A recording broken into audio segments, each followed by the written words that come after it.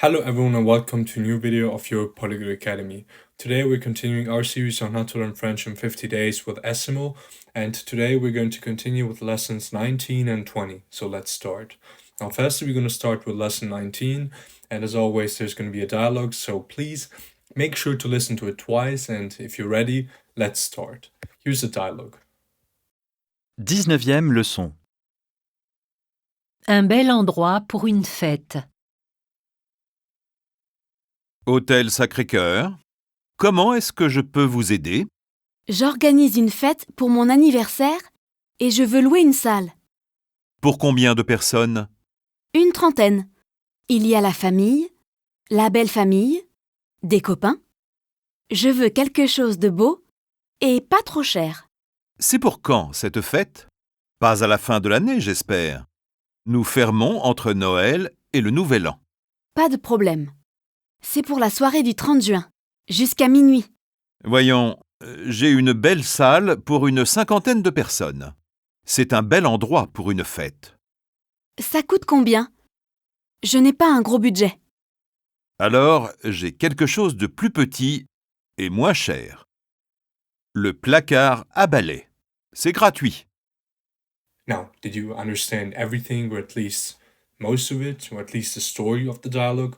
Well, I hope that's the case, and if not, here's the translation of the dialogue. So, it's the 19th lesson, and the title is A Great Place for a Party. Hôtel Sacré-Cœur, how can I help you? I'm organizing a party for my birthday, and I want to rent a room.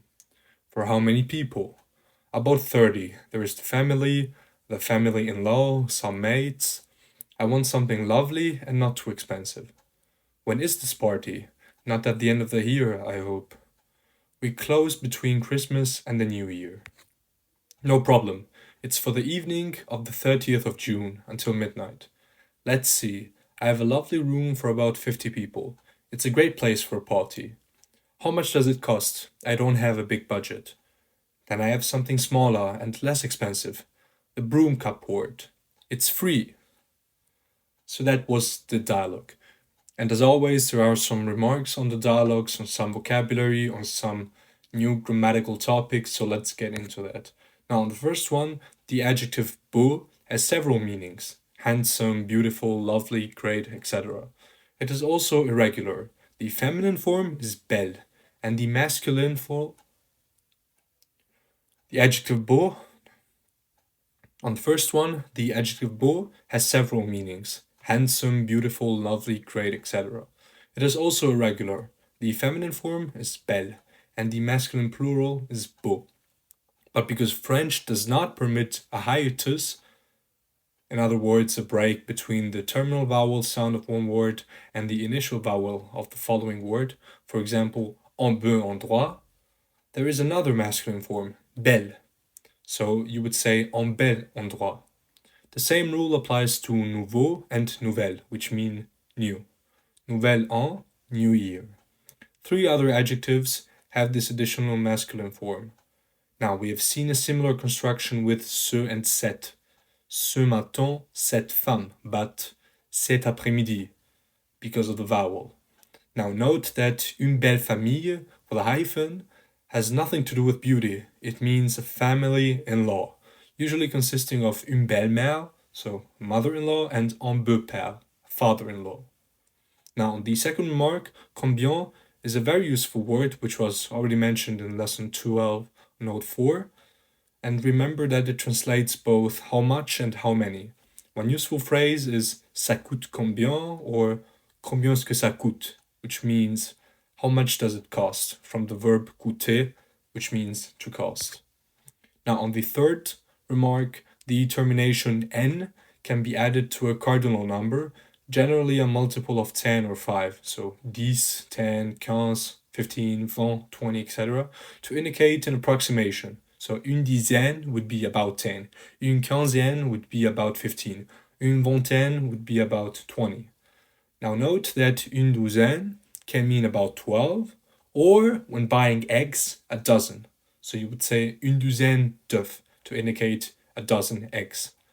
Now, on the fourth remark, the difference between the two words for the evening, le soir and la soirée, is the same as for le matin and la matinée, but une soirée can also mean an event held in the evening, such as une soirée dansante, a dinner dance.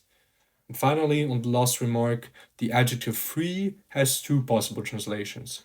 The first, seen in the previous lesson, is libre. In other words, no commitments or engagements.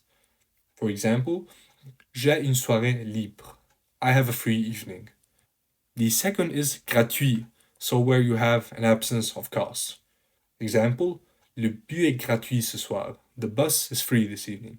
Moreover, gratuit is also the root of the English word gratuity, which is something given freely as a gift. Now, I hope that you understood everything, and if you want to kind of practice with the new words learned, then please do the exercises. So this is exercise number 1. Exercice 1. Traduisez. Bruno organise une grande fête pour son anniversaire en mai. C'est pour quand? Pour le nouvel an. Nous voulons quelque chose de beau et cher. Voyons voir si j'ai quelque chose de plus grand. Combien est-ce que ça coûte? C'est gratuit. And this is exercise number 2, where you will have to fill in the missing words. And if you have any questions on the new vocabulary or on the grammatical explanations, then feel free to leave a comment and I'll get at you. If you don't have any questions or nothing, then feel free to continue with lesson number 20. So now we're going to cover it. And as always, we're going to start with the dialogue. So please make sure to listen to it twice. That would be the optimal way to do it. And if you're ready, let's go. Here's the dialogue. 20e leçon. Un monde idéal. Le sujet de l'émission Carte blanche cette semaine est Un monde idéal. Nous avons posé la question suivante aux ambassadeurs de 4 pays, le Japon, l'Inde, les États-Unis et la France. Que voulez-vous pour Noël, monsieur l'ambassadeur? Voici leurs réponses dans l'ordre. L'ambassadeur japonais veut du bonheur, de la paix et des droits humains. Son collègue indien veut de la santé et de l'éducation pour tout le monde. L'Américain veut des emplois, de l'argent et du bien-être pour son pays. Mais la réponse de l'ambassadeur français est la plus intéressante. Ah bon? Qu'est-ce qu'il veut? Des chocolats, du vin blanc et de la crème fraîche. Ce n'est pas vrai. Il est honnête au moins. Now, I hope that you understood most of it. In case that you would like to know the meaning of some words you maybe didn't understand, use the translation of the dialogue. So it's the 20th lesson, and the title is An Ideal World. The subject of the program Carte Blanche this week is An Ideal World. We put the following questions to the ambassadors of 4 countries: Japan, India, United States, and France. What do you want for Christmas, Mr. Ambassador? Here are their answers in order. The Japanese ambassador wants happiness, peace, and human rights. His Indian colleague wants health and education for everyone. The American wants jobs, money, and well-being for his country. But the answer of the French ambassador is really the most interesting. Really? What does he want? Chocolates, white wine, and fresh cream. I don't believe it. He's honest, at least. So that was the dialogue. Now, there are some remarks on that, so we're going to get into them. Firstly, on the first remark, we know that o, to the, is the equivalent of Allah for masculine nouns. See lesson 8, note 1. O with an X is the plural form for both genders. So, cet été, nous allons aux États-Unis, masculine, and je vais aux toilettes, feminine, so it doesn't matter. It's for both plural forms. And like all plural endings, the X is silent, unless it precedes a vowel, as we already saw. Je vais aux toilettes. In this case, you don't pronounce the X. And cet été, nous allons aux États-Unis, you kind of hear this aux États-Unis, so this S at the end, which is called a liaison in French. Now, on the second remark, country names, like all nouns, are either masculine or feminine. Most of those ending in E are feminine. For example, la France, la Belgique, Belgium, l'Italie, Italy, etc. And the others are masculine. Now, some toponyms are plural, notably les États-Unis, the United States. There are a few exceptions, which we'll see later on. On the third remark, adjectives of nationality do not take an initial capital. So, l'ambassadeur américain, which would be the American ambassador, has a small a. However, nouns of nationality do. So, un américain or une américaine, which means an American man or woman, would have a capital letter. Now, on the fourth remark, the partitive articles du, de la, and de give information about the quantity of the noun they precede. They're often translated by some, any, but in some cases can be omitted in English. Du and de are the combined forms of de le and de le, respectively. See Lesson 12, Note 1. Here are some examples. Il veut du pain, de la crème et du champignon. He wants some bread, some cream, and some mushrooms.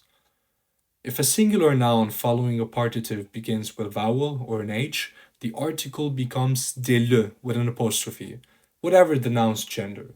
So, for instance, de l'argent is masculine, de l'éducation is feminine, and you'll still have the same cases. Yet another good reason for learning genders, so that you can differentiate it better, especially with du, de la, and de. And now finally, on the fifth remark, despite the final S, pays can be singular as well as plural.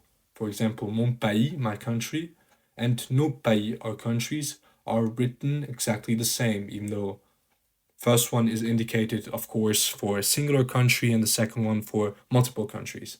And the same applies to nouns ending in X. So, for example, le prix and les prix, price, prices, and also nouns ending in Z, as we will see later on. So these were the most important explanations on new vocabulary, and if you understood them all, then please continue with the exercises. So this is the first one. Exercice 1. Traduisez. Ces réponses sont les plus intéressantes. Qu'est-ce que vous voulez pour Noël? Ils sont honnêtes, au moins. Ne posez pas cette question à votre guide. Elle est en retard. Ce n'est pas vrai.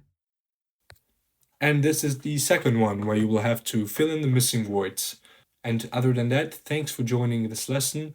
I hope that you understood most of it and that you could learn some useful vocabulary. And other than that, I wish you a nice day, see you soon, and have fun learning French.